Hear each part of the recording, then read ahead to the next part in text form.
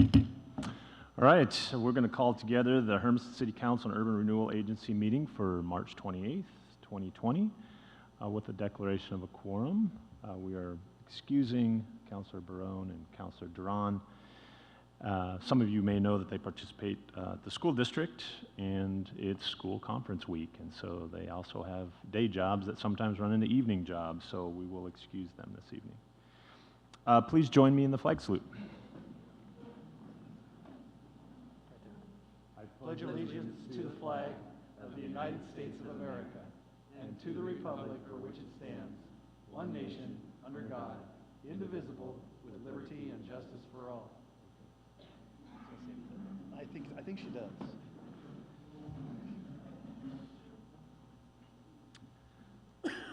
All right, this evening, Hermiston's doing something a little bit unique. Hermiston City Council, I should say, is doing something a little bit unique. We have a new student government youth advisors that are joining us at the council. We would like to engage the youth voice in our conversation. And so we've reached out to the high school. They have a city governance class, I believe. There's a leadership it's class. It's a kind of a club. They're starting. Okay. And so we've reached out to them. The city council has wanted to have a more youth advisor participation in our conversation. And so Byron Smith, in working with Mr.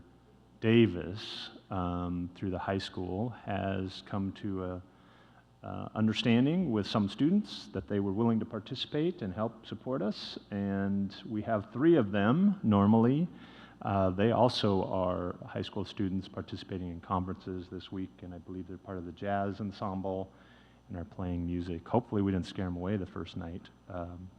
But we are privileged to have one of them with us this evening, Miss Elizabeth Doherty. Miss Doherty, would you like to introduce yourself and tell us a little bit about yourself? So the microphone, you got to push the button. It turns green, then you can talk. Hi, my name is Elizabeth Doherty. I am a junior at Hermiston High School. Some things about me are I'm involved in the FFA, where I show steers and then compete in a lot of speaking competitions. I am involved in Key Club. I'm sure you all know what that is, but if you don't, it's just a volunteer organization, National Honor Society, and HOSA. And then I play tennis, and this year I participated in swim. Ultimately, I'm just excited to have this experience with government, and I think being a youth advisor will be a good experience for me. Welcome. We're super excited to have you join us. This is new for us, so we're still kind of figuring out how this all fits in. So asking for patience from our youth advisors and from the council and from the public, but we think having a younger voice and participation in our conversations is important, and it may help shape policy that they have to live with someday. So they should participate in the conversation. So thank you for joining us, and thank you for your participation. All right, so we are at the first opportunity in our meeting for citizen input. Mayor? Yes? Did you remember we had a special presentation? No. I forgot Is there something special going on this evening? Yeah, something extraordinary happened over the weekend. And can you explain to me what happened? I forgot about it. Yeah, so somebody really important to the operations of the city had an extraordinary birthday. Really? Who was that? It's Lily. She's giving me an my ugly goodness. look over there, but She turned 30 this weekend? well, it was a little north of that. But another round number. Right.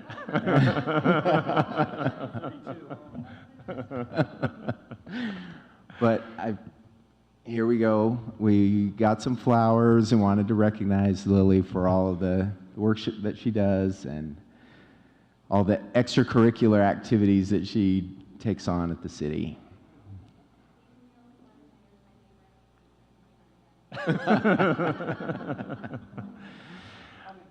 Yes. Happy birthday. Should we sing her happy birthday and embarrass her some more? I think that'd be awesome.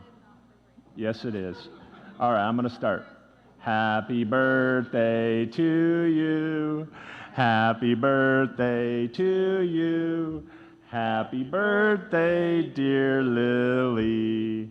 Happy birthday to you. Now, would you like to speak after that? Right. So I don't know that we've ever sang a happy birthday at a city council meeting. How about you? Mr. Harden? No? There you go. There's another Hermiston first. 2 in one night. So congratulations, Lily. It's nice to recognize you for all of your hard work that you do for us as counselors and the administration and the city, and congratulations on another birthday. Mm-hmm. All right, now we're at the opportunity for citizen input on non-agenda items. So if there are citizens here this evening that would like to speak to the City Council on items that are not on our agenda, please come up to the microphone up front, introduce yourself by name and address, direct your comments to me, and try and limit them to 5 minutes. Welcome. Thank you. Jackie Linton, Hermiston, Oregon. I just want to say I went around to the Hermiston food pod, and it is awesome. The work that was done there by the city, setting everything up so that there are now 8 food pots in there. I was just so excited about it. My chest was sticking out how awesome the city council is for doing that. And I just wanted to say thank you for that. Thank you, Jackie. You stole my thunder. That was part of my mayor's comment this evening. So I'm super excited too. I got to participate in that this weekend, had lunch down there. What turned out, originally from the council's direction, from, the dedication of some publicly owned property that was very underutilized. We were able to capture that need that the community had for food pod area. And through your guys' ingenuity and creativity, went from 1 pod to now 8 pods, and the place is packed, and parking is challenging. So it's good that that we have some parking challenges down there now. That means they're busy and they'll be successful and productive. And they tell me that the kids seem to like it a lot, especially during lunchtime. The Bobalistic, I'm saying that right? The boba teas are like a hit. The whole time I was there, the line was constant. So I don't know what boba tea is, but must be good. So, yep. Thank you, Jackie. Anybody else like to speak this evening? Come on up.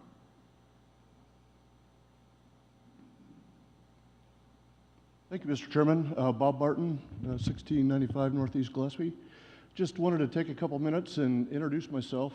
I'm a candidate for position number 1 as the Umatilla County Commissioners. And born and raised in Hermiston 61 years ago. And so I've been part of the community for quite a while. Enjoyed a little sabbatical going to college at Oregon Institute of Technology and working for corporate America for a while. 1995, moved back to Hermiston with my wife, and we have been in business together here for 27 years. So we're pretty proud of that, working together as a husband and wife. Raised our kids here. Our kids went to Blue Mountain Community College, then went on to other universities from there and beyond. Had the opportunity to resurface or reface the community through our excavation company. Many construction projects in town, and just wanted to get to know all of you, and if you have any other questions for me later on, feel free to reach out, and thank you for the opportunity to introduce myself. All right. Thanks, Bob. Congratulations. Thanks for your willingness to run for elected office, and good luck to you. Anybody else like to speak this evening? Okay. We're going to move on to the consent agenda. There are items A through F. Do we need to pull any of those, Council? Seeing none. Is there any public input on consent agenda items A through F? Can I get a motion to approve consent agenda items A through F? So moved. Been motioned by Councilor Primer, second by Councilor Davis, that we approve consent agenda items A through F as presented. Roll call. Yes. Yes. Yes. Yes. Yes. Motion passes unanimously, 6-0. All right, we're going to move on to public hearings. Public hearing LID number 322 assessment. Mr. Smith? Yes, I'll ask Mr. Morgan to start this out. Mr. Morgan? Yes, Wait, Mr. Mayor, members of I'm the sorry, council. Mark, I'm sorry. Since it is a public hearing, there should be some items on there. We need to go through the hearing guidelines. Yes, sir. Thank you. Are there any declarations of conflict of interest from the council? I do have an actual conflict. Councilor Davis has a conflict of interest. Does she have to remove herself from the conversation? She can't participate in any of the discussion or any vote. Okay, so she can sit here and observe? Okay. The hearing guidelines will now be presented by city staff. The City Council is holding a public hearing regarding the assessment of Local Improvement District number 322. The City Council will take public testimony on this issue and make a decision at this meeting. The hearing process will begin with a staff report by Assistant City Manager Mark Morgan. Following presentation of the staff report, the City Council will take public testimony. Testimony will be received by supporters of the proposal first, followed by neutral testimony, and then opponents of the proposal will testify, at which time staff will also note any written remonstrances received by impacted property owners. The council requests that all people wishing to testify approach the microphone, give their name and mailing address before testifying. Council also requests that they identify which property they represent. People wishing to testify should limit testimony to not more than 5 minutes, unless a longer period is provided by the City Council. Written testimony will be accepted from all parties. After everyone wishing to testify has had an opportunity to speak, the City Council will close the public hearing and enter deliberations. Once the public hearing is closed, no further testimony will be received. Thank you, Byron. We're going to open the hearing. City staff will now present its report. Yes, Mr. Mayor, members of the council, this evening this is the final assessment for Local Improvement District number 322. See if we can get this thing going. It was working earlier. There we go. So a little bit of history for those of us who've been around a while. We've been working on this project for quite a while. So back in winter of 2018, the city finalized an industrial park master plan looking at all the various improvements necessary for public infrastructure down in the industrial park area down on the south end of the city.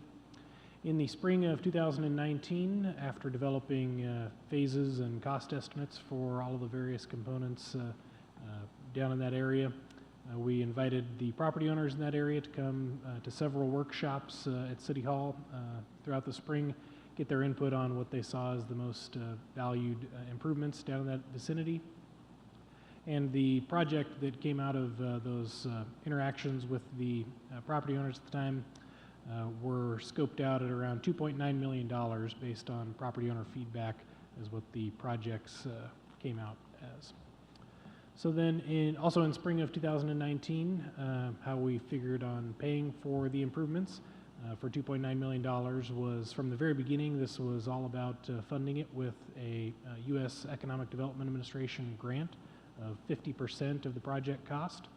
We were also gracious enough to receive a $50,000 contribution from Umatilla County Commissioners to help kick off the project.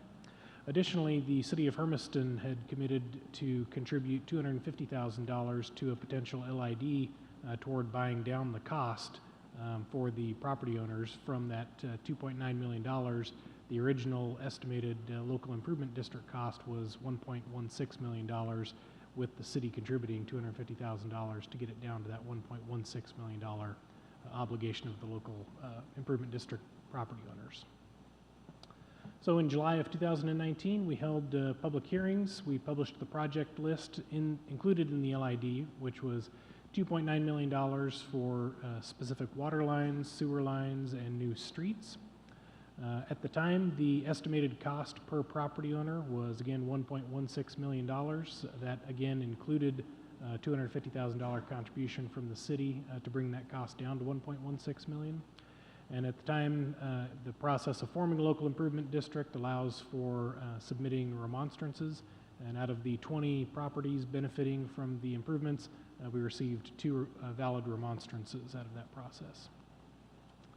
So we proceeded with forming the local improvement district on the condition that we would not finalize formation unless we received grant funding from the federal government. Being the federal government, they took a little over a year to finally get back to us and award a federal grant of up to $1.45 million, again, as a 50% reimbursement grant. It's not a grant of $1.45 million regardless of how the costs come in. It's $1.45 million, 50% grant, and if the costs come in less than that, then their grant funding that they provide is less than that. So again, that $1.45 million federal grant assumed the eligible costs would be $2.9 million. So heading through the fall and winter of 2020, we got to full board design on the improvements and put it out to bid late winter, early spring. And in the spring of 21, open bids, and they came in very favorably. We had a number of competitive bids come in. But again, you'll remember this was only about a year ago at this point. There was still at that time a lot of uncertainty about supply chains related to COVID and that type of thing, and we were starting to look at creeping inflation and those types of things. We were concerned about pipe supply and some of those things in the project. And then also anytime that you're doing any type of underground digging, you want to make sure that you keep a healthy contingency in a potential construction project. So we were looking positive in the spring of 2021, but we didn't want to count our chickens before they hatched, I guess, before we started in on the project. So August of 2021, the contractor began construction on the project, and by that point, things had really solidified. They'd received all their materials and everything, and costs really were appearing as they were tracking well below what that original cost estimate was of $2.9 million. And at the time, the opportunity arose to add power infrastructure to that industrial park area. Anybody who's ever done any type of a construction project knows that it's always more cost efficient to put things in at the beginning rather than going in and cutting through, finished streets and that type of thing. So you definitely save costs of putting things like power in while the trench is open, literally putting the power in the trench where the water lines are going. This opportunity to add power allows us to loop our electrical system in that vicinity. The benefit of looping the electrical system, there's a number of benefits to it, but one of the largest for the industrial users down in that vicinity is that looping it, or basically providing power from 2 different supply directions, it allows you to isolate power outages if and when they occur, and so that really reduces outage times and reduces downtime for the businesses impacted in the entire South Hermiston Industrial Park area. And then also the improvements were to upgrade capacity for that loop system. So for those of you who aren't familiar, this is the general vicinity of the South Hermiston Industrial Park area. The power improvements specifically that we were looking at is to take power from Southeast 9th Street there by Pioneer Seed, trench it through, bring it over to the new Cook Avenue into the Port Umatillas property to the new Southeast 10th Street, up Southeast 10th Street and tie it into 395.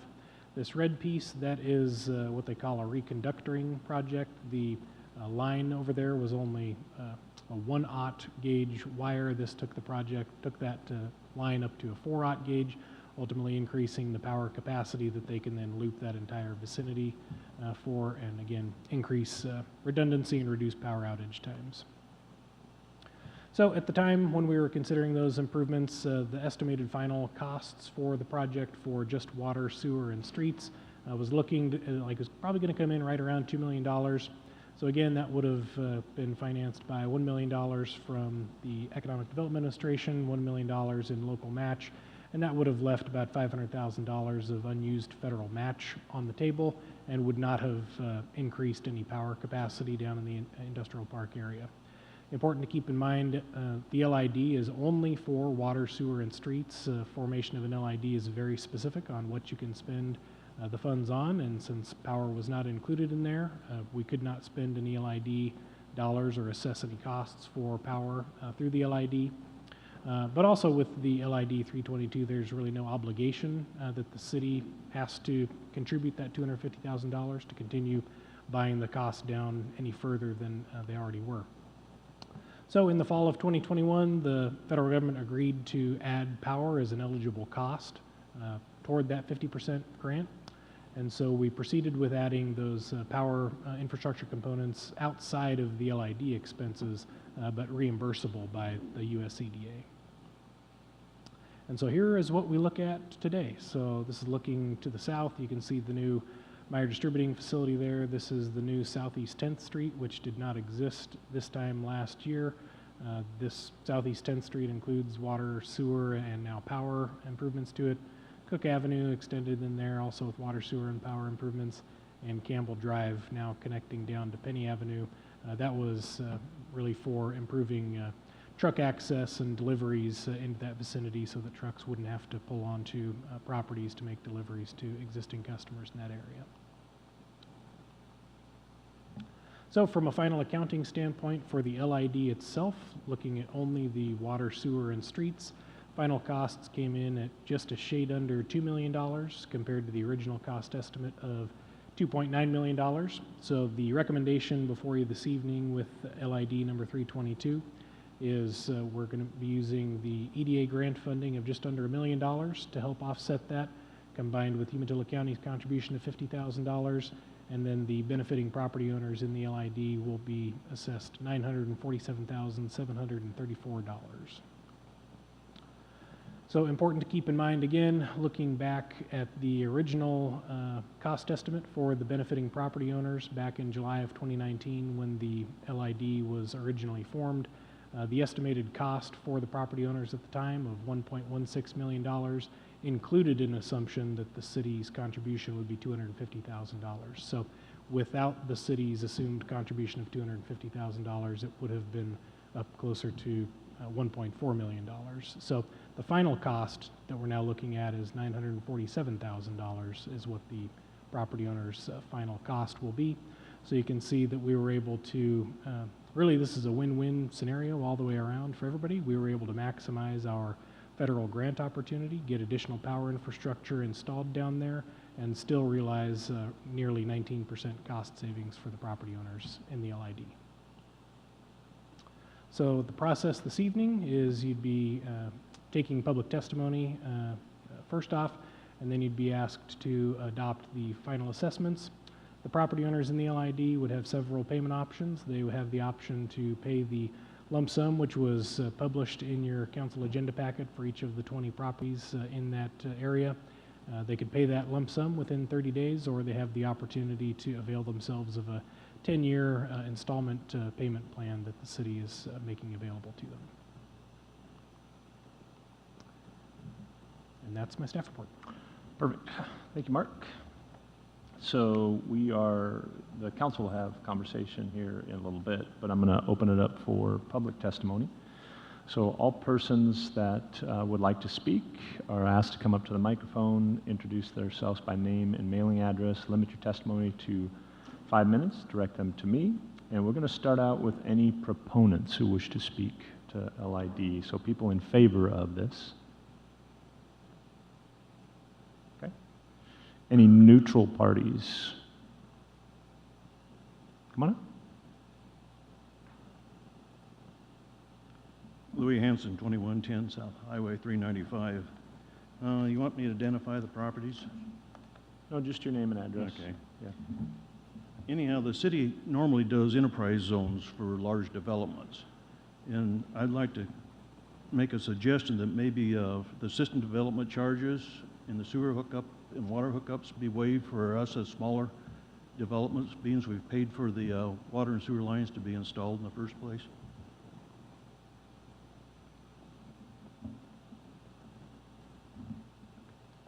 Okay. That is just a request. Okay, yeah. Thank you, Louis.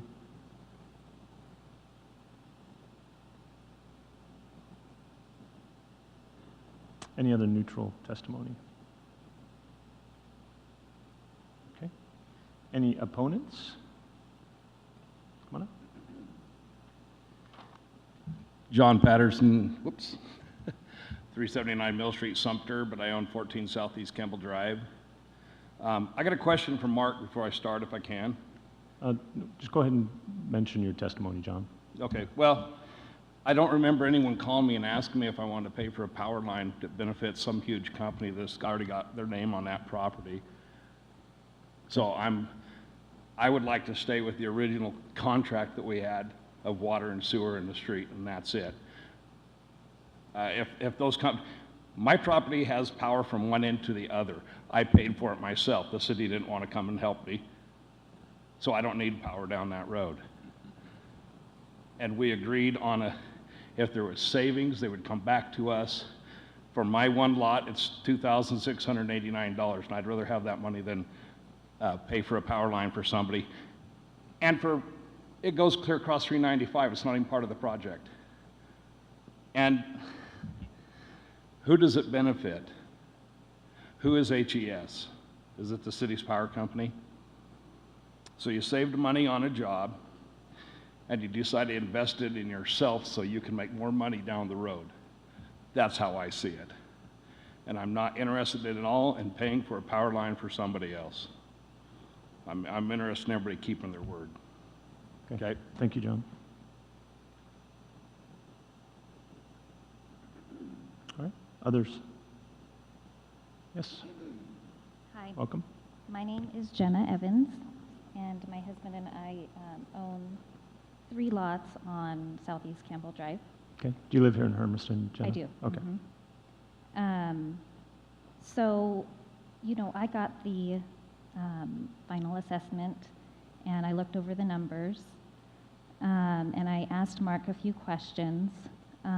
Should I read my letter that I wrote, or? Are you going to submit it as testimony this evening?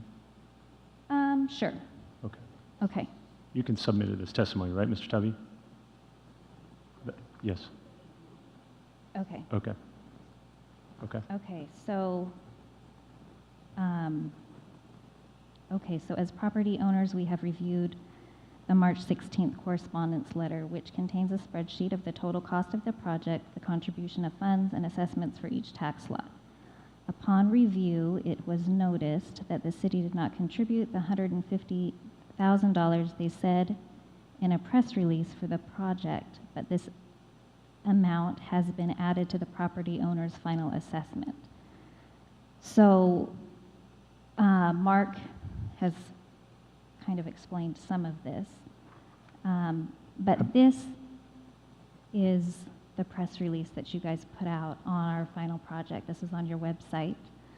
That $1 million, the U.S. Economic Development Administration grant, $800,000 from LID, representing adjacent property owners, $150,000 from the city, and $50,000 from Umatilla County.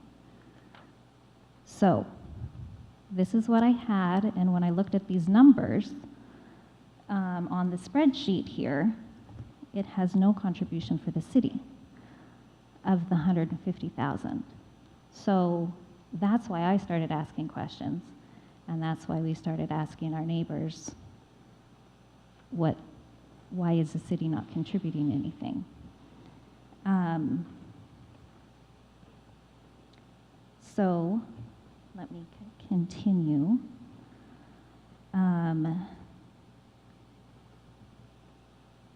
So if the city is paying $150,000, the property owners are paying $800,000, and that money is being passed on to us as property owners, that's an additional tax. That's how I was looking at it, an additional 15.6% tax.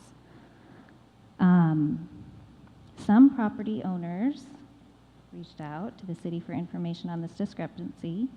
Mark Morgan was able to provide us with an answer and said, however, we identified that since we would be able to come in under the amounts we quoted from the first version of the attached, included $250,000 from the city, it would be leaving a good amount of federal funds on the table. We identified some additional power-related upgrades that we could get the EDA grant funding to cover. In the current final assessment, it seems that the city is charging the property owners for power upgrades that is not part of the LID agreement. Don't get us wrong, we think it's great that you were able to use grant money towards upgrades to our area. The city website also states that in the Fund 08 Reserve Fund cash forward, authorized transfer of $585,000 from cash forward to a transfer to LID fund. So wouldn't that have provided those funds for additional upgrades for power as well? It appears that the city is not honoring their part of this by not paying for the power upgrades itself and trying to get the property owners to pay for that, which again is not part of the LID agreement. Under the 1998 irrevocable consent agreement, which the city used to create the LID, states the property owner's obligation, as Mark pointed out, as the curb, gutter, sidewalk, and paving along Southeast Campbell Drive, which abuts to the frontage of the property. So this contains no commitment that the property owners are to pay for additional upgrades. We see this as unfair that the city would want to try and pass these additional fees along to property owners, which is not a part of the irrevocable agreement. So this is our written objection to the final assessment numbers that need one final adjustment. The city needs to contribute the $150,000, Umatilla County $50,000, the USDA $100,000 or $1 million, and the property owners $800,000 for the completed $2 million project. Thank you, and it is signed by my husband and I, Louis and Larry Hansen, John Patterson, and Chris Thomas. We are all adjacent owners. Thank you. And I believe the council has all got a copy of your letter. Okay. Thank you. Others? Yes?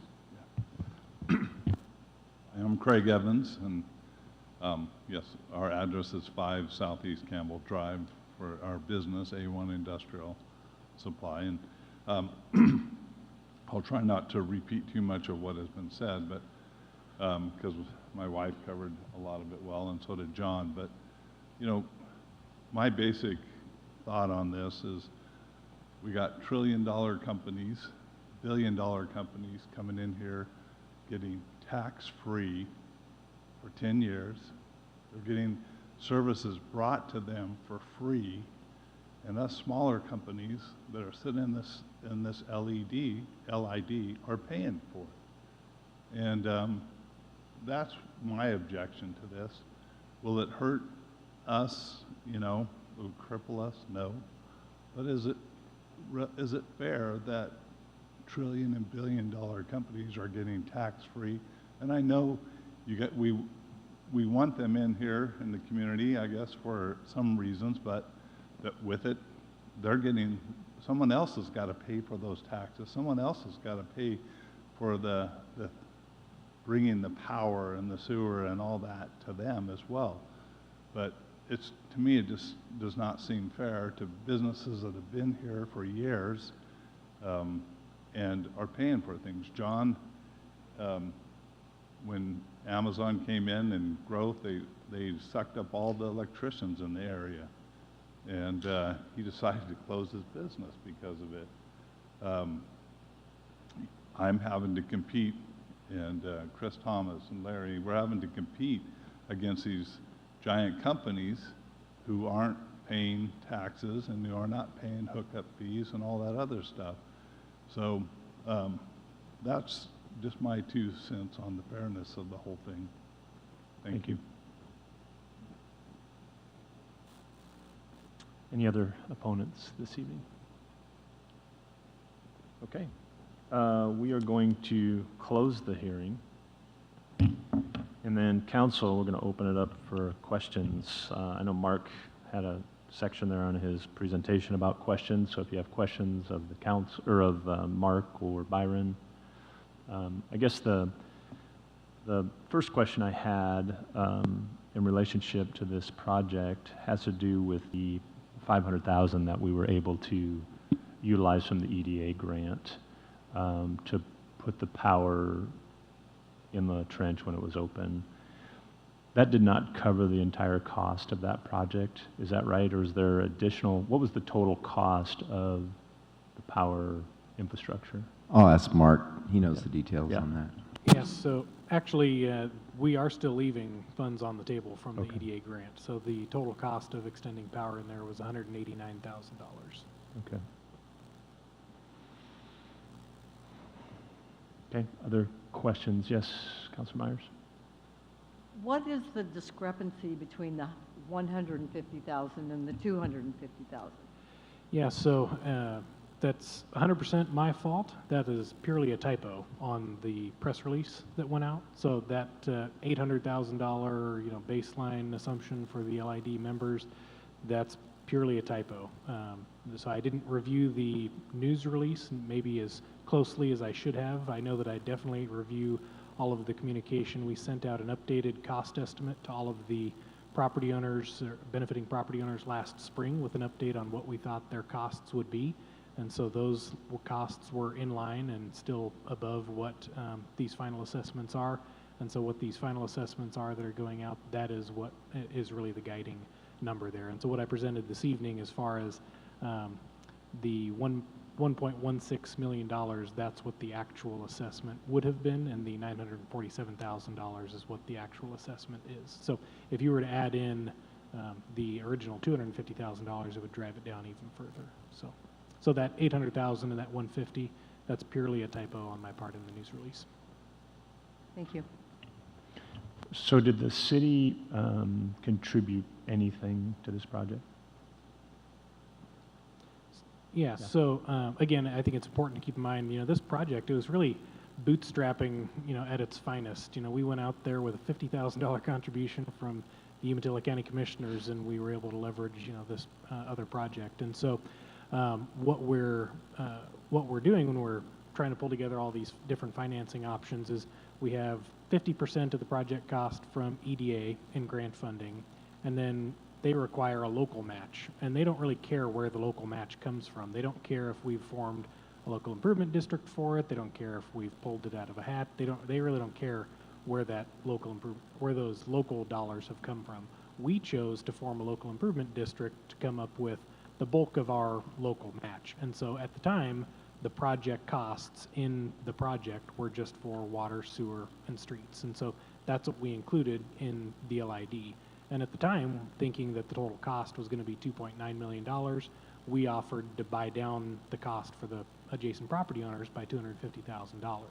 As we got into the final, stretch of actually constructing it, and it was looking like it was going to be, 30% under budget for those, we realized we're going to be able to save the benefiting property owners still a significant amount of money, almost 20% of their cost, and we could reallocate our portion to putting the power infrastructure in. So in terms of the overall South Hermiston Industrial Park, which is not the same as what the local improvement district is, the city has contributed to the power infrastructure down there, as well as the time of managing all of these projects and things. So the city's contribution is going into the power piece outside of the local improvement district. So as it's presented to you this evening, the city is not contributing any cash directly to the local improvement district improvements of water, sewer, and streets. Our cash contribution went toward paying for the power improvements.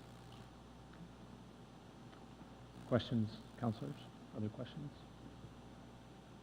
Yes, Yes, when we Councilor sold- Peterson, she had her hand up. So then for clarification, are any of the property owners paying for the electric that went in? No. Okay, so they are only paying for the part that they signed off on in the beginning? Yes. And they are getting a savings from that? Yes. Not from what was left over after everything was done and, hey, we still have money left over anyway? Yes. Okay, thank you. Councilor Spicer-Coon? I guess when we sold this to the local property owners, part of our sales pitch to them was that the city would be buying into this at $150,000. $250. At $250,000. Okay. And I would assume that the local property owners believe that they wouldn't have to be paying for that $250,000 because the city would be paying for it. Yeah, so again, at the time, the original cost estimate was $2.9 million. So with the city's contribution of $250,000, that's what brought the property owners' total contribution to 1.16 million.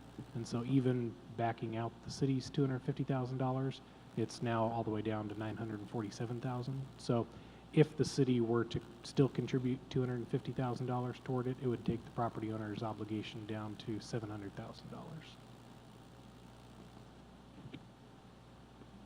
Yeah, Councilor Myers? Okay, so isn't there a signed contract including the $250,000 somewhere? No. No, okay.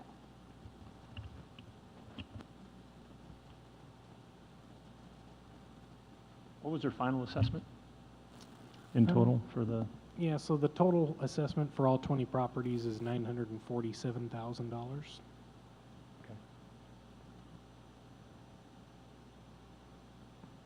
All right. Any other? Yes, Councilor Peterson.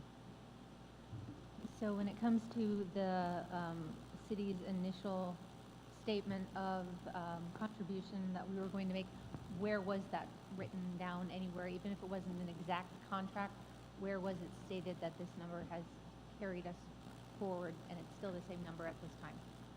Meaning? Well, if the property owners had an understanding that the city was going to be putting in a certain amount, where was that written down somewhere? Even if it wasn't a signed contract, where was it listed, advertised, where it was known?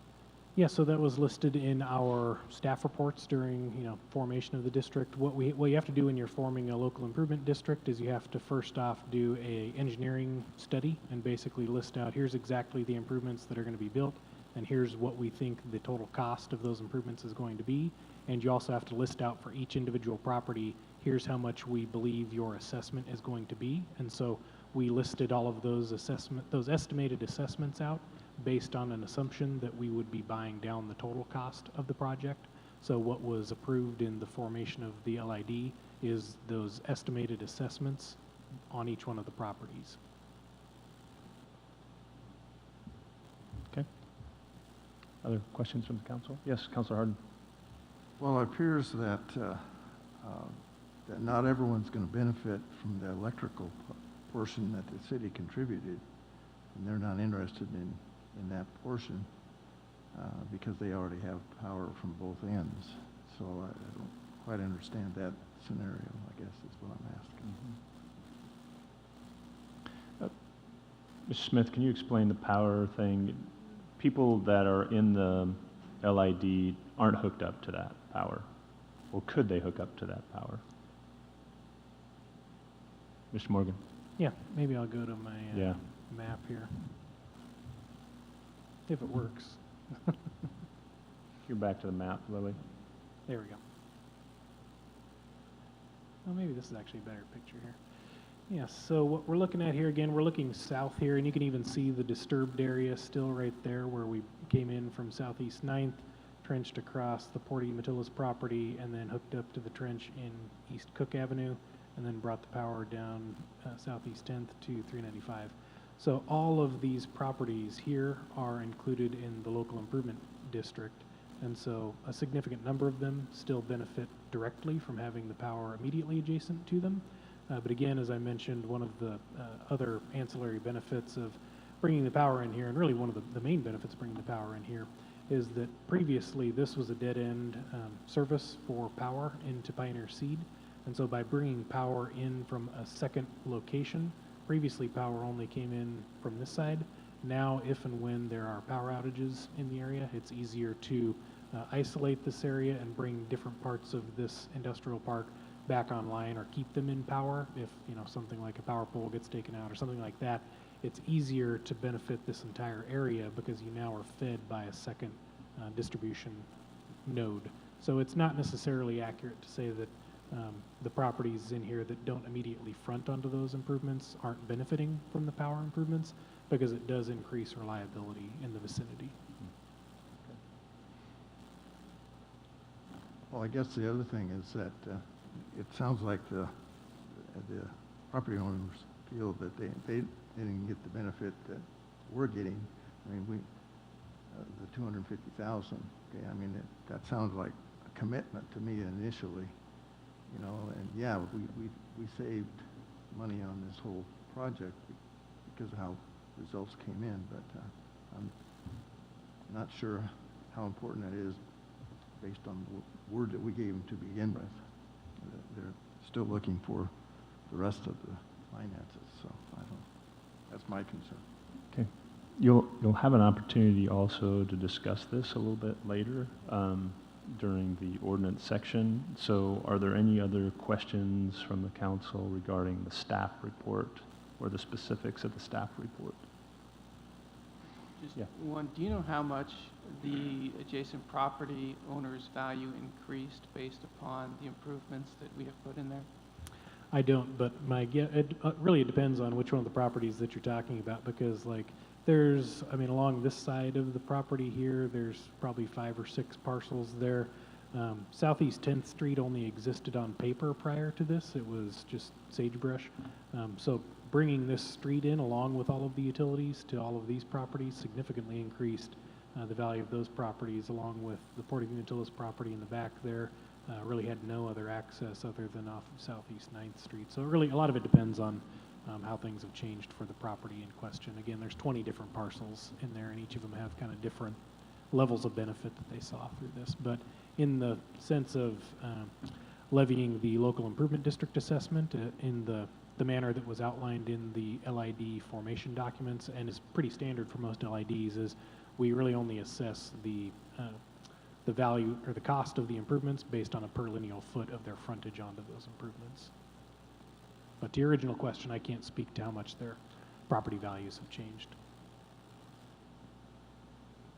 Other questions from the council? Elizabeth, anything? No? Lily, is there anybody on the line? Okay. So in front of you, council, is a motion to approve the staff report as presented. Okay, a motion?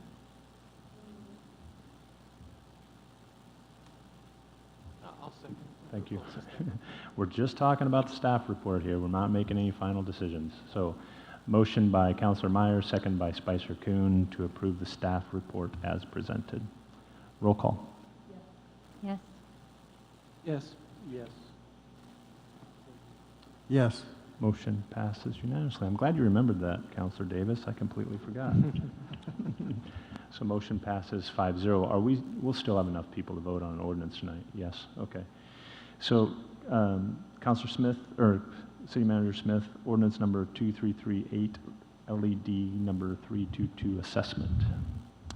So we've had some discussion. If there's any further questions or discussion. The question I have is, if the council wanted to do something different than what was proposed in this ordinance, we would have to table this, or could we adjust it right now and then approve it? We would have to table it because we would need to adjust each dollar amount in that ordinance if you were to direct us to do something different. Okay. So the action that we're taking currently is just to read the ordinance, and then we'll make a decision on it afterwards, correct? Yes. Yes, okay. Could they So yes? table it before they went through that process if they wanted? It doesn't have to be read into the record first before we table it? No. Okay. Not at this point. Okay. Motion that we table it. Okay. Second? So we're going to make a motion that ordinance number 2338, LID number 3328, the assessment, be tabled. It was been moved by Councilor Meyer, seconded by Councilor Peterson. As far as conversation, do we have a conversation now about it, or when it comes back, or we have to approve the tabling, but do we have the conversation before the table? Yeah. Okay, and that's after we vote on the table? Okay, so there's been a motion and a second. All those in favor, say, or we'll do a roll call, sorry. Yes. Yes. Yes. Yes. Yes. Motion passes 5-0 to table ordinance 2338, LID number 332 assessment. Let's take some public testimony if there's somebody else who would like to speak to this that they haven't said already. Come on up. Jackie? Jackie Linton, neutral. I don't have any property out there.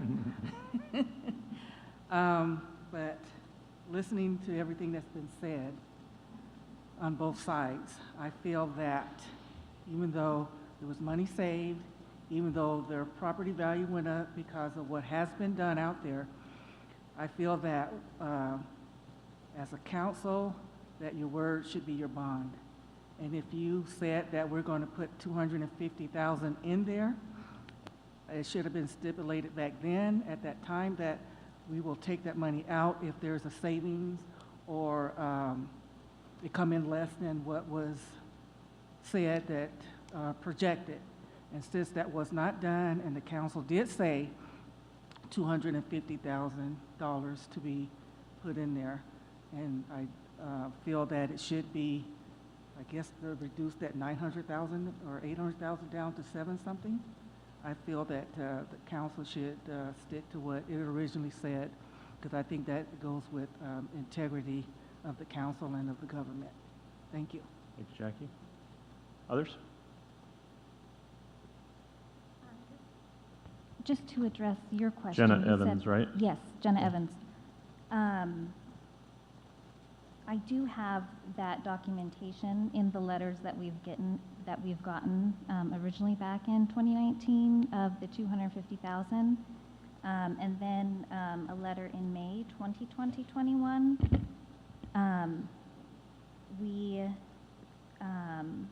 This is just a little paragraph here. It says, however, you will remember that the city of Hermiston, Umatilla County, both have committed $250,000 and $50,000 respectively to help buy down the cost to benefiting property owners, and that will still be the case. So, it is in more than just one documentation that we have that would be the case of you helping buy down the LID. So from what I received on that March 16th spreadsheet has no contribution from the city anywhere. So that's why I started digging through all my paperwork and seeing what's going on here. Thank you. Others? Craig Evans. I need to double check this, but we just built a new building that's down there, right in the middle. And pretty sure, I'm not 100% sure, but pretty sure we had to pay Umatilla Electric to have the power brought to us from down Campbell Drive. I'm sure. Yeah, okay. All right, we're sure.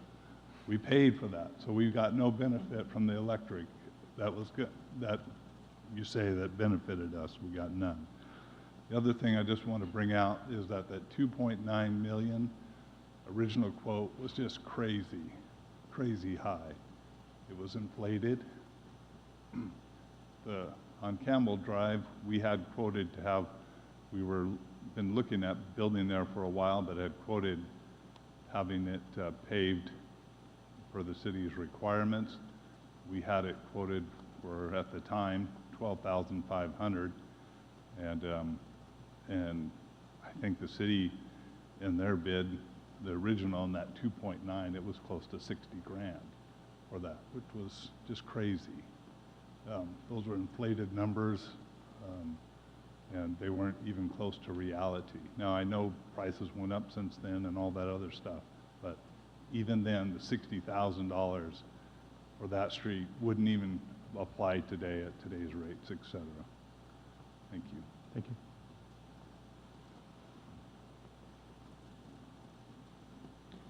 John Patterson. I just remind you, we had an agreement at the beginning, and it included a 20% buffer for overruns or whatever, remember? From Anderson and Perry. Contingency. Contingency Act Yep, thing. got it. Okay. Rusty. But basically, we're building a road for the port, so the port can sell their property so you can get tax dollars. That's it in a nutshell. So I'd like to stay by the original agreement. And to put it in perspective for you, I worked in this town for 20 years. I wired a lot of this town for the city. I gave you a lot of bids. And to put it in perspective, that's like me going home tonight saying, you know, I think there are some typos back there. I'm going to go through all those bids and get your bills ready.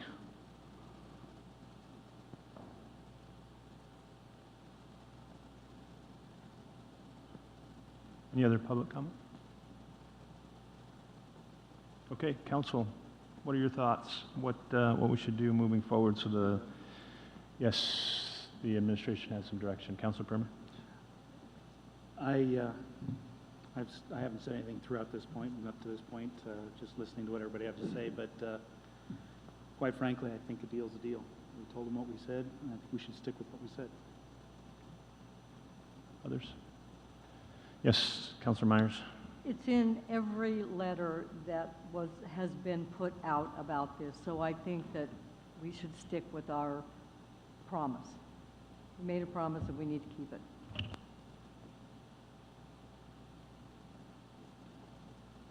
I know Councilor Harden had expressed some comment earlier. Do you want to rephrase your comment about proposal moving forward?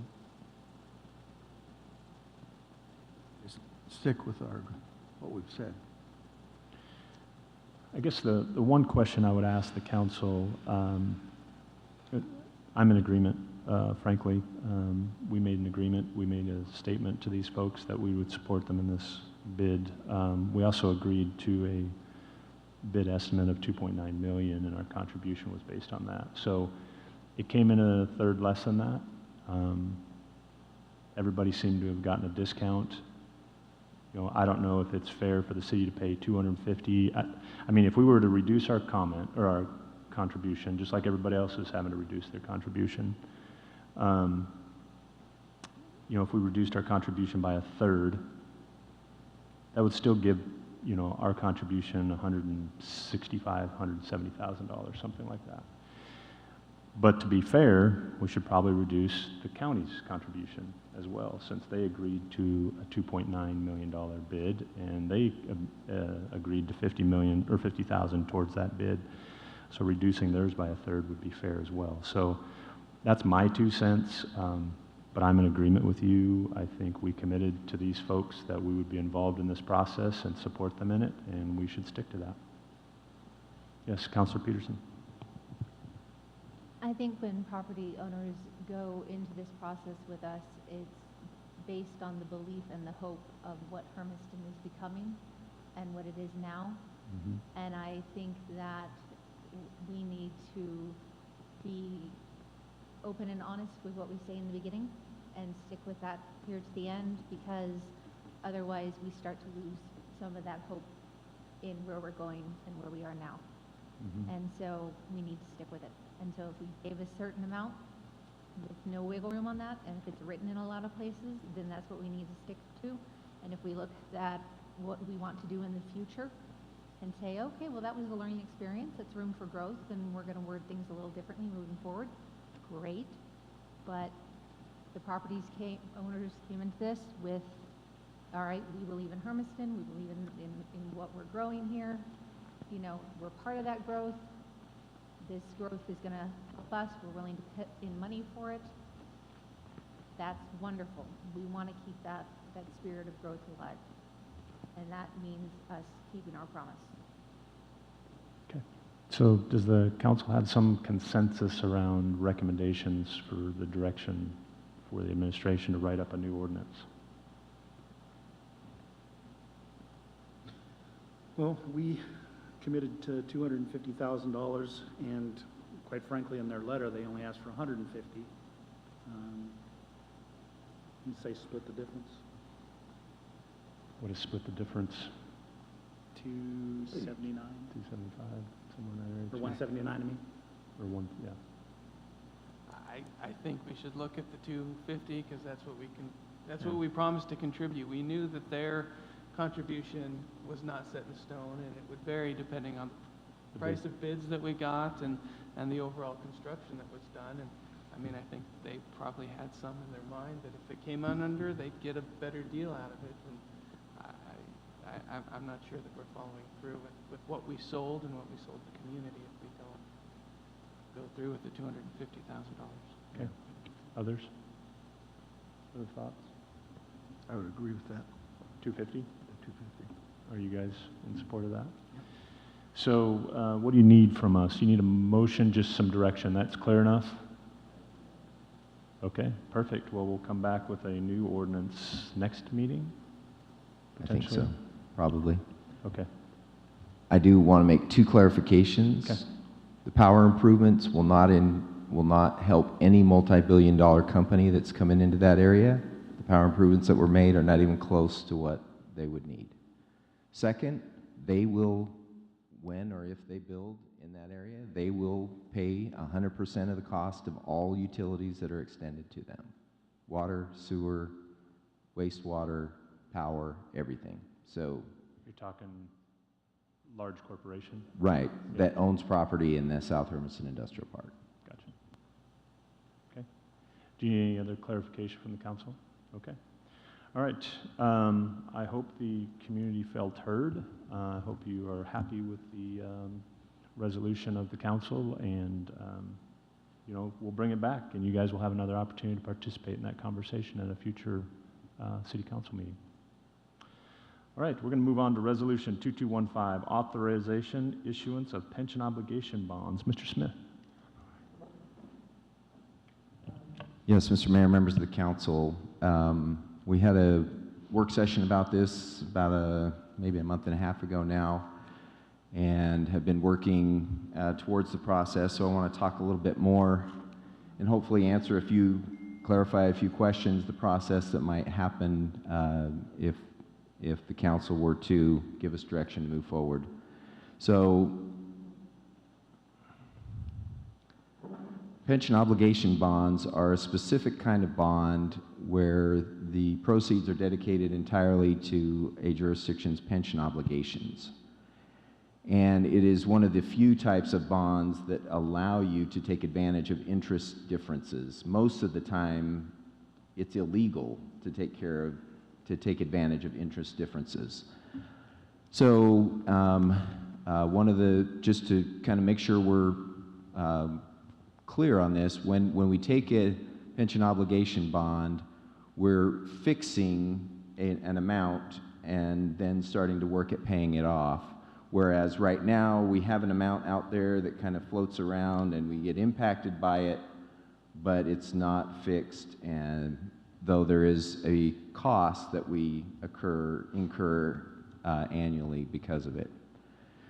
So the goal is that the return on the proceeds of those bonds would be invested in the system, and the returns would be higher, and so with those interest advantages, we're able to take care of that obligation and decrease our costs, our annual PERS obligation costs for our employees.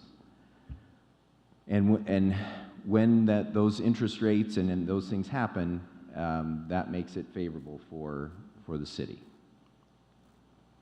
So just from a process standpoint, we need a resolution from the council, and then there's forms that we file, and there has to be an economic study done, which has been completed, and the results of that were presented to you by our financial advisor, and then make those public and make some reportings to the state. A potential calendar would look somewhat like this. March, April, we adopt a resolution. We request the official payoff calculation from PERS, and then we start preparing all the documents, official statements, getting our bond rating, all of those things. In May, the council would review that official statement. We would meet with the rating agencies, and we would have all of the final numbers and have a rating to look to issue bonds in June or July. And what we have presented to you, and I'll refer to it again later, is that we would recommend that if we can get an interest rate of 4.5% on the bonds or lower, that it would be to the advantage of the city to issue these bonds, and that we could save funds over that time period. So there's, I believe you have a full packet of these slides in front of you, and there's a few of these that that give all 20 years of these bonds, but I wanted to go walk through each of these so that we could see a little bit better how this would work and how we would get the advantage. So let's say we go through the process that I outlined. Our current number that we know is 15.4 million. We issue the bonds and we deposit those in a side account with PERS, and we would get a rate credit of almost $90,000. We would have interest of about $85,000, and so at the end of June, which is really the next June, so June 2023, we would have a side account balance of approximately 15.4 million, just a little bit down, with a savings of 89,000, which is the difference between, which is basically the value of that rate credit. So then the next year, we come back, we have the beginning balance, we get a rate credit. Now what I want to point out, our current annual city PERS contribution is $2.1 million, approximately. It fluctuates with who's employed and their salaries and all those things. And so, but that's nearly half of our annual contribution right there. We earn about a little less than that under this scenario, and this scenario is 6.9%. That's the rate that we're currently, that's the flat rate that is guaranteed by PERS, 6.9%. So then, as you can see, you start to see the savings annually in that scenario, 6.9%. So if we look at the next slide, with this flat rate scenario, we're looking at present value savings, and that's taking all these savings and bringing them to the present value of about $4.6 million. So this is a conservative scenario as far as returns on investment from PERS. But let's take a look. So PERS has been investing funds in side account and under these pension obligation bond scenarios since 2002. And so we take the investment year 2002 and we look at what the actual returns were. And so for this one, you're talking early 22%, 13%, much more advantageous, and you see that the side account balance grows rather than shrinks because the interest is better on the investments than we're paying on the bonds. So if you look at this one in a total scenario, that one's 8.8. And that's even factoring in the 2008 crash of a negative 27% return, where on this hypothetical side account would have lost $5.7 million in those investments. So then the final one scenario I want to point out is even a worse scenario. So let's say right after we do this, then the market tanks. And that is the most challenging from the over 100 other jurisdictions. The few that have not used these in a positive way, that was the problem. They had the bad returns right after they started, and they were never able to recover completely. So, but this one still under a this is a 3.5%. That's the one that they ran these scenarios on, is the interest rate for the bonds. Let's go back. So again, a negative and then a couple of positives, and you see it drops, but then it starts to build again with good returns in the market. And so using those years, this one's still in present value over time, $1.7 million in savings over the 20 years for the city. Now, the other piece of this, as you see this note underneath, Mr. K made me include this, but this would be the prudent way to do that, in that those savings that we would be having on our annual PERS payments, we would dedicate a portion of those to go into a reserve account for those years, right? When the savings aren't there, when it won't cover, the investment earnings won't cover the debt service, we can then use that savings. And what we would recommend would be that we would save $100,000 a year for the first 5 years, and then we just hold on to that and then have that available. So again, even in what I think is the worst case scenario, the first year after the market tanks, we lose, 25% of the portfolio, almost a third of the portfolio, and yet still can be positive in savings for the city. So tonight we have in front of you Resolution 2215 would authorize staff to go through the process of issuing pension obligation bonds. It would provide a cap that we would not do this if interest rates were to go above 4.5%. And it would also then expire if we haven't been able to issue bonds by December 31st of this year, then the resolution would no longer be effective. And I don't know if you remember, but the financial group ran 3 scenarios, so 2.5%, 3.5%, and 4.5% on the bond rates. And at 4.5%, there was still based on their statistical analysis, 75% chance that we would have positive savings at the end of 20 years. And so that's why we've chosen the 4.5% as the cap. Once we got over that, we weren't as sure that we would be able to weather the storms that would come with with investing in the market. So that's a summary of kind of the work we've been doing on pension obligation bonds. Excuse me, and be happy to answer any questions. Thank you, Ms. Smith.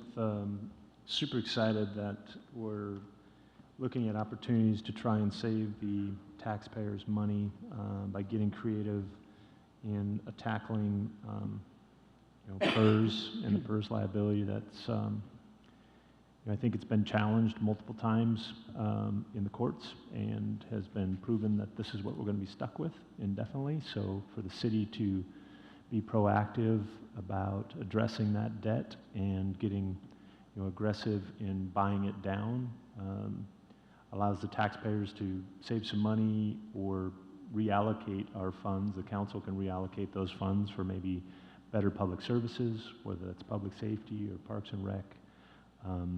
And so I super applaud the administration for choosing to get creative in addressing that debt and buying it down quicker to benefit the constituents. So any comments from the council, other questions they may have about it?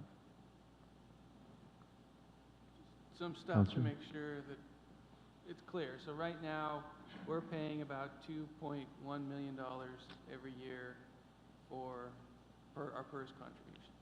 For all of our employees, yes. Okay. And if we did this, we would no longer be paying that $2.1 million every year? We would still be paying, but we would get a rate credit, and it would fluctuate, right? Because we have different employees, they get paid different amounts, so that I can't guarantee you what that amount would be, but we would get that rate credit that would buy down our annual contributions.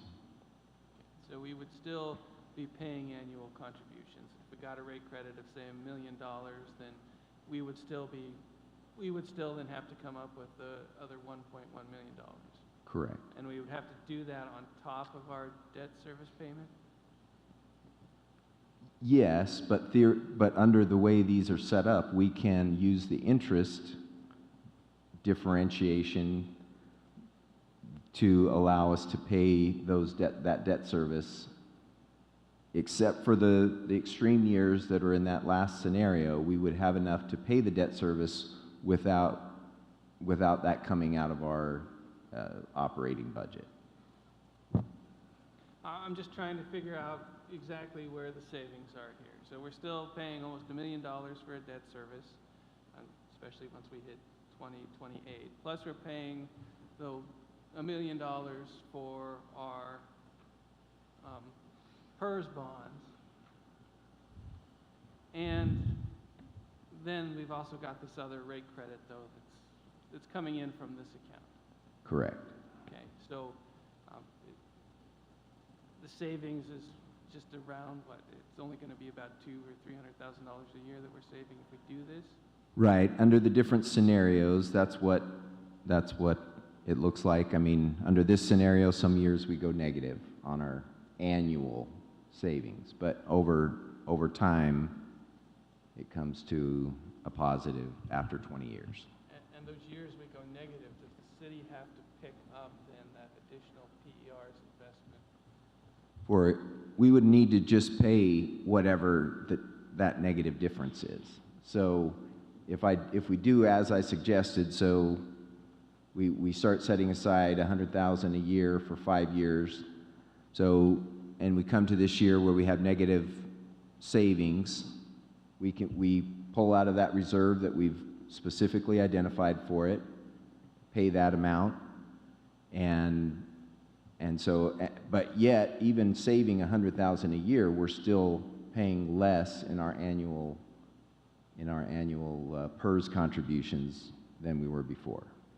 And just also, so in addition to those numbers up there, we would also be tying up another $100,000 a year, is what you just said.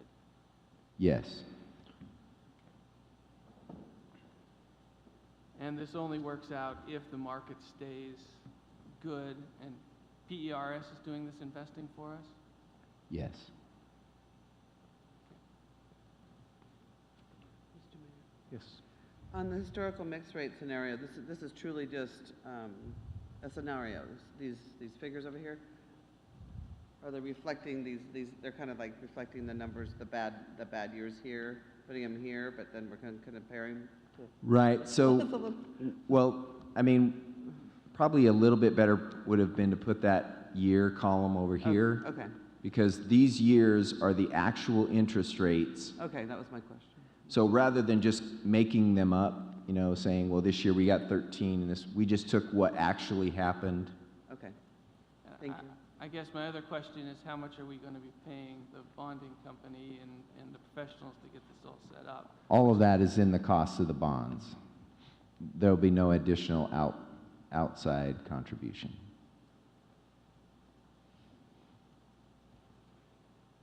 Councilors, any other questions? Public comment? Anybody like to speak on this one? Okay.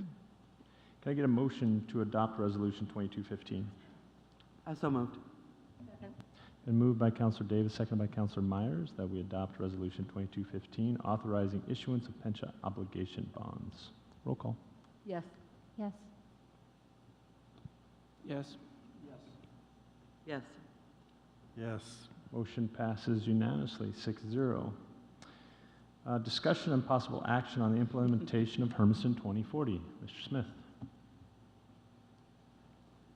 Yes, so we started in January of 2021 with the Hermiston 2040 kind of active work with our steering committee, and so over the course of a year came up with the plan that was adopted by the council a month or so ago.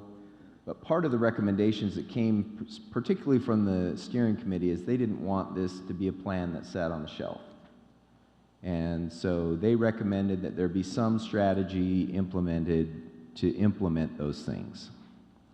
And so as kind of an addendum to the actual report, there's a memo, and summarizing that memo, basically, Hermiston 2040 was not supposed to be a city-only, you know, we're not the only organization that should be working towards this.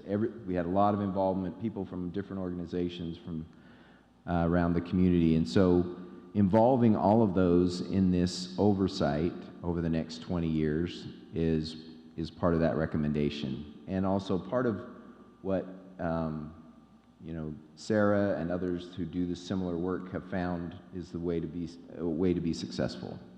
So the goals are to continue to develop and maintain community partnerships, update community goals and actions, and inform the community of progress to sustain that engagement and the excitement in the plan.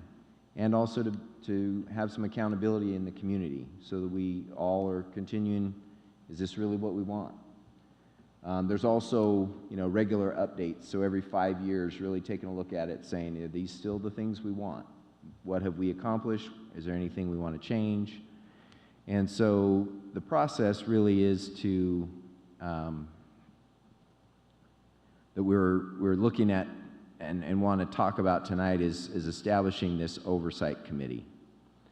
And so, and maybe get some thoughts about, if we have it, what should the makeup look like? And then, you know, the staff, we as staff can start working on building that, that process. It's just, wanted to have that discussion with the council, wanted to get some feedback. Do we need to, you know, what do we need to do? How does it need to work?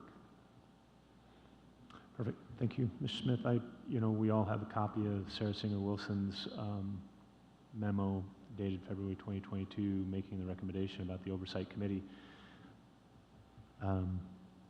We made a commitment to the original steering committee that when we approved this, that we were going to follow through and make sure that this stuff was implemented, and that we would not just let it sit on the shelf and get dusty. And I'm in full support of putting together a leadership committee, an oversight committee, whatever you want to call it, a 2040 committee, to help implement some of the recommendations of the committee. So, counselors, comments, thoughts, direction you want to provide? Could we start a committee and maybe reach out to the steering committee first and ask those members and say, hey, would you be interested in being a part of this committee? And then look at broadening the committee to make up gaps that maybe were missing in the original committee. Yeah, I think kind of what their thoughts were on that is, I think there would be some of them that would definitely want to be involved. Right. But I think they also thought that there would need to be leadership from some of the other key organizations in the community involved. So groups like the school district, groups like the chamber, you know, some of the other organizations in the community. And so what I guess that we could do that definitely, and then, but also maybe getting an idea of what are those the only two organizations, or are there others that we should kind of bring into this discussion about and be in the leadership in the oversight committee for this? Do you think we could ask those people and say, hey, who is missing and who do you think should be involved or engaged in this process? I mean, because they help to formulate priorities, and they maybe, you know, understand what partners are missing and where we need to have better engagement. Yeah, I think there was some mention of some of those in this memo, but I might be remembering wrong. I didn't see her outline any specific people. Does it comprise of volunteer community members and representatives of lead partner organizations as described below? Yeah. She said below, but she didn't include anybody. I'd like to see the youth advisory group involved too. Yeah, for sure. I think we should ask them who they think is missing. The leadership The or the people original. that, you know, the 2040 committee. Yeah. I think we should put it to them to say who you know, it's, you know, they came up with the ideas that pushed this thing forward.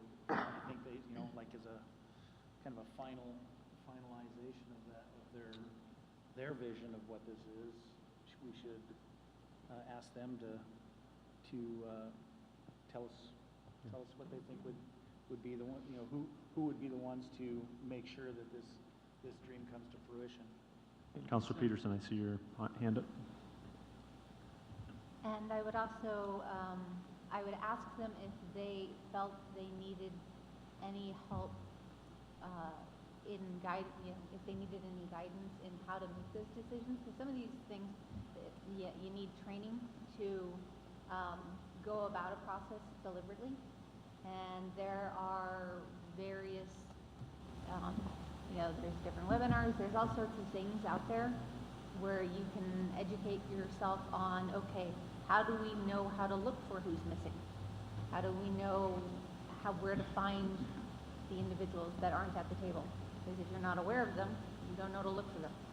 And so asking them, are there resources that you could use to help you, make those decisions that maybe we haven't, made available to you yet?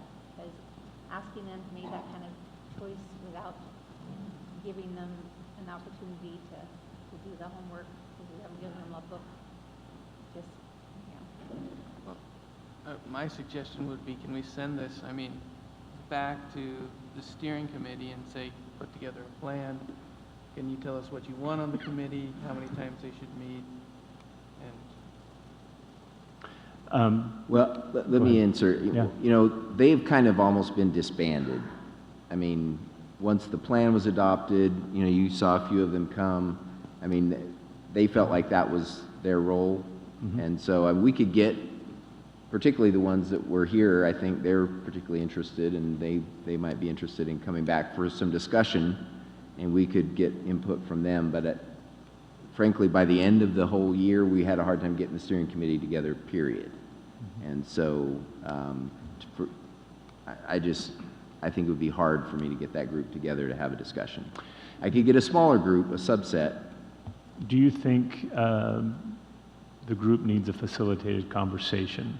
Meaning, does somebody need to initiate and take a leadership role to help guide them in that formation? I think potentially once the oversight committee is in place and set, by the council, I think it would be good to have, maybe Sarah or somebody else come in and help them, because it won't be kind of that standard committee that you come to a meeting once a month and you just do whatever. I think it needs to have a little more thought and process potentially. Well, I'd be happy to help with that in formulating, a committee. And maybe if the council would like me to send out a note, I could send out a note on behalf of the council to the previous steering committee and tell them what we're trying to formulate, and then ask them their thoughts and feedback on recommendations for a oversight, Hermiston 2040 Plan Oversight Committee. And if there are any of them that would like to volunteer to participate, and if not, who would they recommend is missing from the conversation to make sure that we have the right people at the table? And then, we could sit down and try and put together that committee. How does that sound? Because we're just asking them their opinion. Yeah. No, we're not asking them Yeah. to make the decision, Right. just to throw names into the hat. And I think, to Mr. Smith's point, this wasn't intended to be a city-only project. It was designed to be a community project. So you want, definitely some of those community members that are leaders within the community that can help mold and shape this as we move forward too. So making sure that the community is not necessarily, or the city is not pushing or leading the entire process. Maybe the city start developing at least a framework of Yeah. what this is going to look like. I think we can provide some of that. We can use the input we get from them to make changes and tweak it as we go along. And so maybe, this conversation will require some sort of financial contribution from the city in the form of administrative support, maybe initially. Well, I think it was always, I always had it envisioned that we would be supporting this committee, right? But we would need the buy-in of other community partners to make it work. Yeah. And maybe on specific projects, they take the lead Yeah. of, and have that administrative cost and things that on a certain project, but still supported by the overall committee. Okay. Yeah. Councilors, any other thoughts or comments? Yes, Council Myers. But the city's going to have to drive this in the form of getting it Organizing. together, yes. Yeah, absolutely. Establish it, and then it can go Yep. forward. The name Okay. is Hermiston. Would you like me to start that conversation? Yes, I would. Okay. Thank you. All right, I will work with Mr. Smith and the birthday girl on trying to provide an email to our committee members and reaching out and starting to formulate a committee. I like the idea. I think we do need something in place to provide oversight and direction. So we do have an action item on here for a potential motion. Do we need a motion on that? Not really. Okay. Sounds like we have consensus around the direction. Yeah. Everybody's okay with that? Yep. Okay. February 2022 financial report. Mr. Smith? Turn it over to Mr. K. I'm going to let Mr. K talk. All right. Mr. K, welcome. I'll wait for my pictures to come up. February, here we are, the end of March, talking about February results. So, always talk about the Urban Renewal Agency. They are at 100.4% of projected tax revenue for this year with 4 months left. I think that will probably end up something like 102%. It's a testament to the growth in the Urban Renewal Agency's district, that the property tax revenues keep growing. In the budget year we're putting together, we show another increase in what they project to be our tax revenue coming into the agency. Looking at the general fund resources, you can see that revenues for February were $630,000. We projected, based on 3 years historical average, $657,000, which is roughly a variance of $26,000 or approximately 2% below projected. It would seem that we're getting somewhat close back to what I would consider to be a normal revenue flow. We're starting to do things in February with Parks and Rec and opportunities in operations within the city. We'll see if that continues. On the disbursement side, as you know, in our budget process, we're always conservative on revenues, and we are trying to be right on the button on expenses. But when we get to expenses, we have done a very good job of focusing on mission-critical issues to the tune of roughly 15% below projected expenditures for the year in the general fund. Now, yes, some of that is due to we weren't able to do some things due to COVID early on, starting in July, and the carryover from COVID. As an example, we didn't have the pool open for a lot of the last summer. We didn't have the expensive lifeguards and all of those expenses. Now we're getting back to a point where we're going to get back to normal. I'm hoping to be able to keep this trend going forward, that we're able to save through the rest of the year. I'd highlight here the individual departments. You can see there are some departments that are, for lack of a better term, and purposely in the red. Parks and Rec are 2 of them, because they have started up a lot of programs this spring and over the winter. I don't know how many of you might have gone out to play pickleball at EOTech, but that's one of the endeavors that they put together, both as a service to the community, but also a way to generate a little bit of revenue to offset the cost of the program. Always, we have people, I will always commend Chief Hermiston. He does so much with a fixed budget, and he minds it to the penny, as do many of the other department heads. General fund balance at February 28th is roughly $5,900,000, which is 2.7 times the minimum reserve requirement. That's a healthy cushion going into the last months of fiscal 22.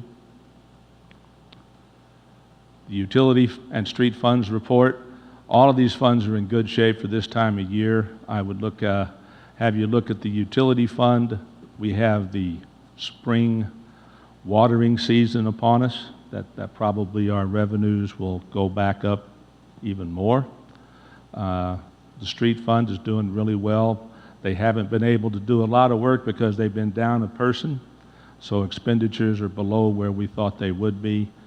HES is doing well, and the Regional Water Fund, the resources, they're a little low on the resource side, but I believe when we get into the watering season, that will change as well.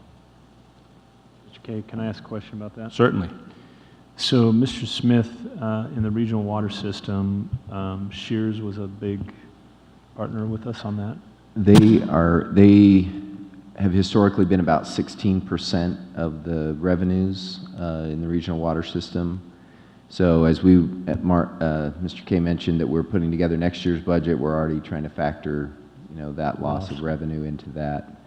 So it will be an impact, and we also are trying to make sure they have been the only potable water customer for a while, and so we're making sure to understand what we need to do to keep that potable system functional at a minimum amount of processing. And so the city will likely be a customer at some level more than we have been in the past. It's always been a backup, but just to keep the system working, we'll probably be doing that.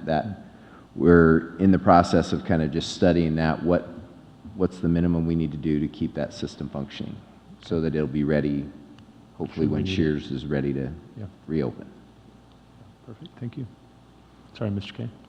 No, I welcome any questions, whether I can answer them or not. I put the summary of all of our CIP projects up every month. I can tell you all of them are pretty much up to date with the update as you see here. There's also the CIP page that you can go to get updates for every project that we have in the CIP. I don't want to take the council's time to walk through each one of these, but as always, Mr. Morgan is more than happy to address any questions you might have on a particular project that might strike your fancy. And it's springtime, we're starting to get into a lot of these because over the winter you don't do a lot of things because of the cold. But nonetheless, we have updates on all of them, and I think they're proceeding pretty much as planned at this point. No big hiccups yet, okay? And then we have what we call the city capital projects, the airport apron rehab. This is one that they've had a pre-construction meeting this month as well as a meeting with the airport users group. That's actually going to get started and has started. They mobilized March 21. Completion is now expected by the end of May. And then with punch list items that we can hopefully get this all funded in this fiscal year rather than have it carry over to fiscal 23. Riverfront Park, that's simply a matter of getting the playground equipment in the ground. It's been bought, and I'm not sure what the progress is on the restroom facility that's supposed to go in. No, at this point, we're not going to change the restroom facility. Okay, then that's clear. You've heard about the South Hermiston Industrial Park, the lid. We're in the process of looking at that again, and you all have seen the process on New City Hall with all the brickwork going up. It's actually starting to look like a goodness for sakes honest office building, not just a mass of steel and plastic. So with all that said, I'd be glad to stand for any questions. Questions, council? Welcome, Councilor Barone. So in front of you, council, is the financial report. Any public comment on the financial report? Yes, come on up, Jackie.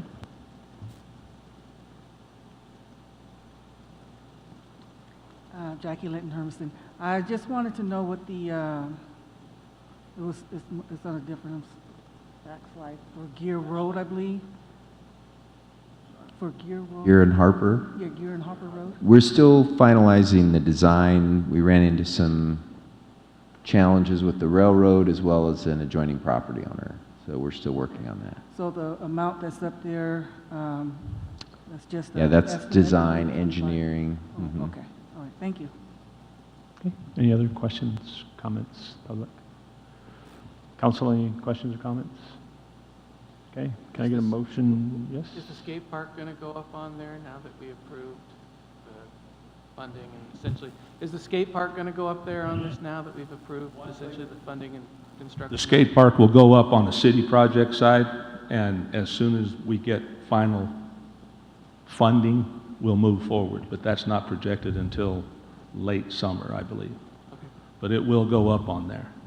Well, and we may see some design costs go in before the late summer as they finalize that. But yeah, it will, I mean, you approved it during the month that we're discussing, so it'll be up on, should be up on the next month. Okay. Other questions? Okay. Thank you. Can I get a motion to approve or accept, I'm sorry, the February financial report as presented? So moved. Second. Been moved by Councilor Primer, seconded by Councilor Spicer-Coon, that we approve or accept the February financial report as presented. Roll call. Yes. Yes. Yes. Yes. Yes. Yes. Yes. Motion passes unanimously, 7-0. Not sure, Mr. Barone, you should have voted on that since you weren't here for the whole presentation, but I was listening to you guys. I'll let during, Mr. Tuvey, I'll defer to parent-teacher Mr. Tuvey. conference. Okay, he did review it. That's right, he reviewed it in the packet. Good comment. Okay, so we're now on to committee reports. Any city committee reports? Yes, Mr. Barone, just in time. We had a Hispanic advisory committee this past Monday, and we had a couple of great guests. We had drug and alcohol providers that were coming here looking to open up another facility. In particular, they were interested in looking for a home, and the way that they usually run the organization is it's community living with people looking to recover. And so this organization collaborates with individuals that are fully recovered to partner them up. It's more peer support. So it's another great opportunity. They have a few homes in Pendleton, and they're looking to come into our community as well. So that was a really great presentation that was made. Along with that, we also had our first taste of the youth advisors from the Youth Advisory Committee. So it was really great to have our two representatives there listening in to very heavy conversations, especially about addiction and other things going on in the community. So it was really great to hear their input. It was really great to be back again at the Hispanic Advisory Committee and having more of a showing again. I think it was really great to have the Youth Advisory Committee members. They did bring a spark to our committee, and they also brought some really great ideas. So looking forward to having them on our committees and to working with them. And other than that, that was essentially it. Thank you, Councilor Barone. Any other committee reports? I don't really have a report, but we do have the youth advisors here. We don't have like a youth advisors report. There's a Is comment. there? Yeah, it'll be on here. It's coming up. Youth advisory report is after the council report. No, it's not. Oh, okay, thanks. Okay. All right. Fine. Anything else from the committee reports? No other committees? Okay. Mayor's report. Congratulations to all of you that are running for election. It's good to see there was a nice report in the newspaper about Hermiston and its community engagement in elections. We have 2 people running for every position other than Miss Myers. She's just too strong of an opponent to find somebody to run against her. So congratulations to the community for your engagement and willingness to step forward and participate in the process. And I would encourage all of our community members to also engage in the process and find out who the candidates are and more about them. Not only do you have local elections going on at the city and the county, but also state elections. A lot of candidates are traveling around the state right now, both Republican and Democrat and independents. So please take the opportunity to sit in on some of those conversations and get to know the candidates better and be more informed. The primaries will come up at the same time for the Republican and Democratic candidates.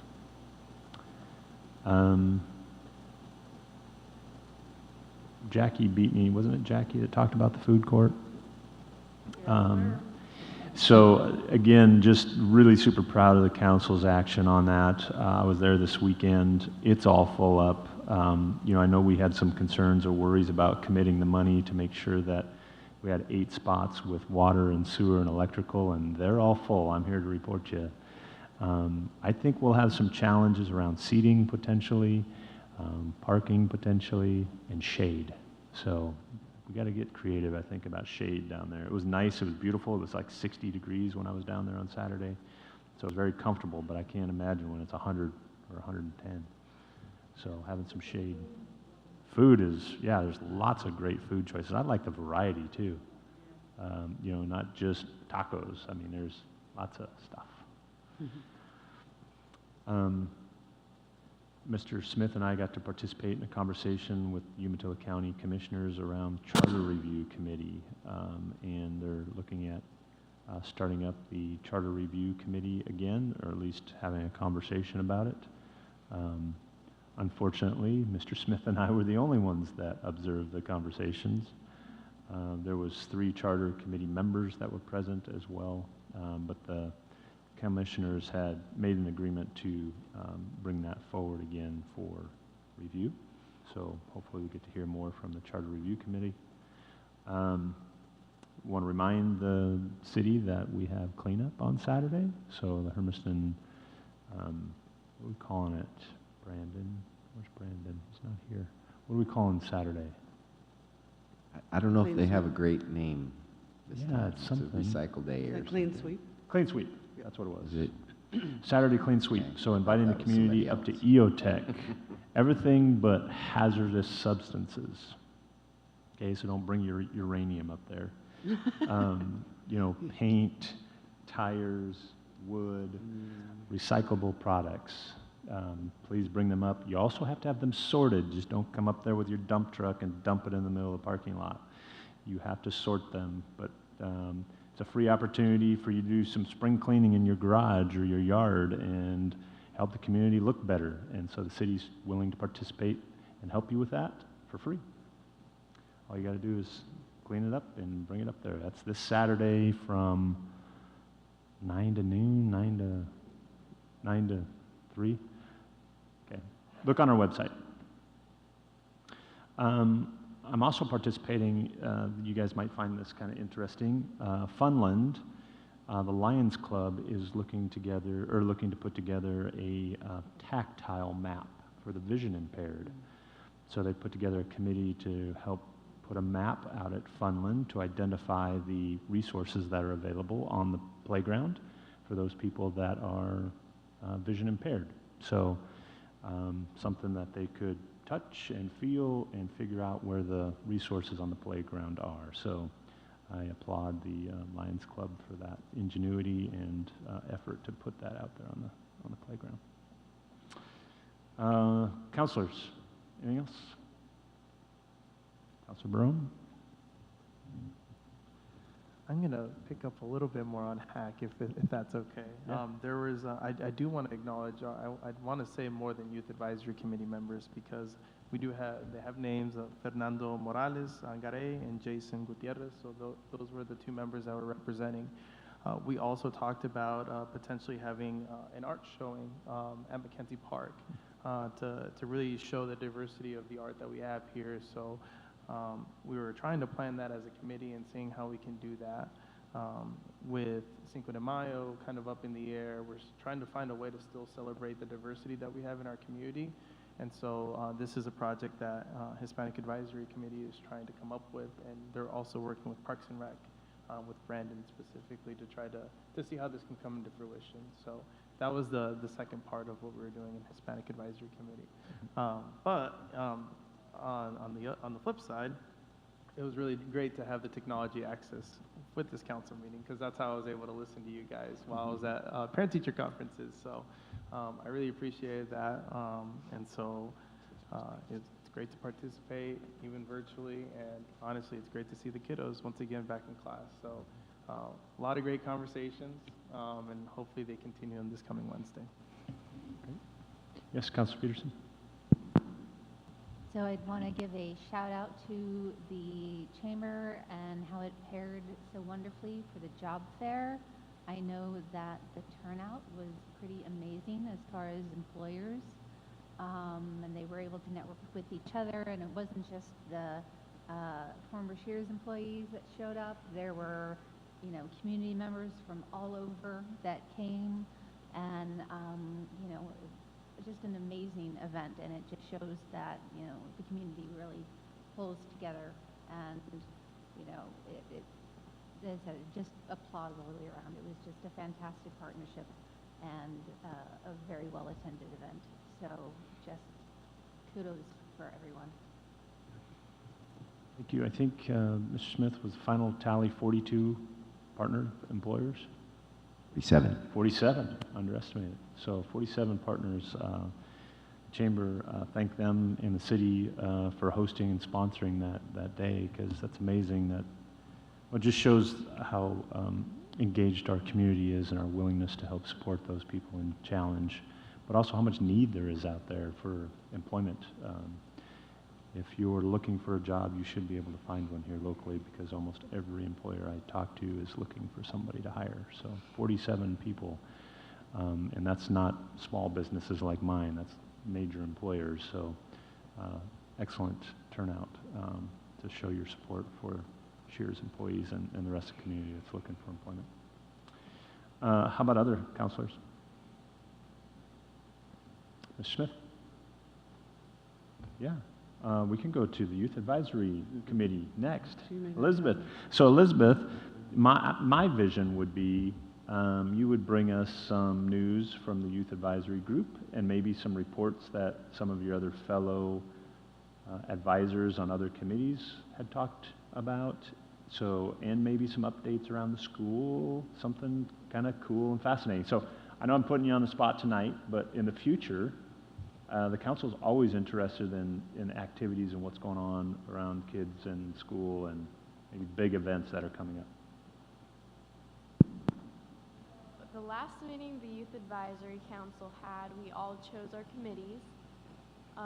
We haven't met since then, but at our next meeting, which should be sometime after spring break, we will discuss everything that we went over during our committee meetings and debrief that. Around the school, our dance team just recently won state. Yeah, congratulations. 2 states. Two, right? Competitions. And then spring sports are starting up. Both, I think track had their first meet last week. Tennis has been going for about 2 weeks. And lacrosse, I'm sure I'm missing a couple, but there are a lot of spring sports. Baseball, softball. Yeah, baseball, softball. I think that's it around Hermiston High School. All right, everybody's kind of preparing for graduation too, so your seniors are getting ready for that in the spring. What's the date on graduation, do you know? You'll let us know next time. All right, perfect. Well, thank you and welcome. We're glad to have you a part of the conversation. I hope we haven't, scared off your fellow peers there. Mr. Smith. Just as a clarification, 9 to 1 is the recycling event. And with that, I want to plug in a kind of a collaboration that's been going on. There's a new calendar, community calendar, Hermiston Live, and it's a collaboration with the city, the chamber, hospital, trying to work with school district, everybody to get their events into one place. People can know where those are. So you can get a link from it from our website and from those other organizations as well, but I would encourage you to take a look at it. A lot of good information there. HermistonLive.com, right? Yep. Okay. Yes. What's that?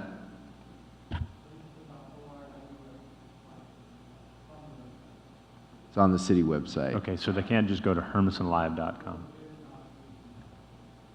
Yeah. Okay. It's also on the Chamber's Chamber website website as well. Yeah. Okay. And then just a couple of items. We're kind of starting, or not starting, we're in the middle of the budget process as far as staff goes, so we'll be letting you know the date on our budget committee meeting.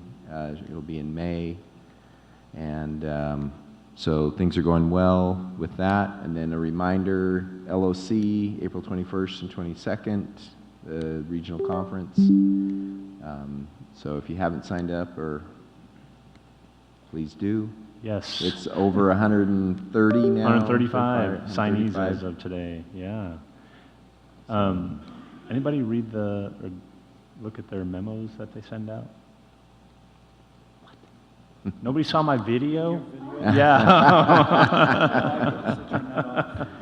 I thought it was pretty entertaining. Anyway.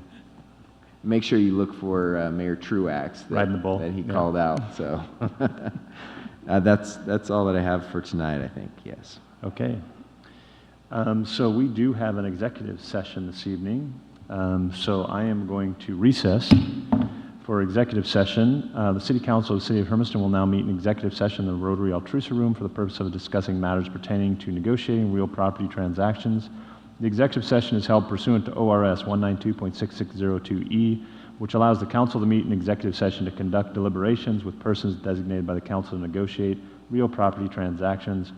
Representatives of the news media and designated staff shall be allowed to attend the executive session. All other members of the audience are excluded. Representatives of the news media are specifically directed not to report on any of the deliberations during the executive session, except to state the general subject of the session as previously announced. No final decisions may be made in executive session. At the end of executive session, the council will return to open session, which the audience may attend. The executive session will last approximately 10 minutes.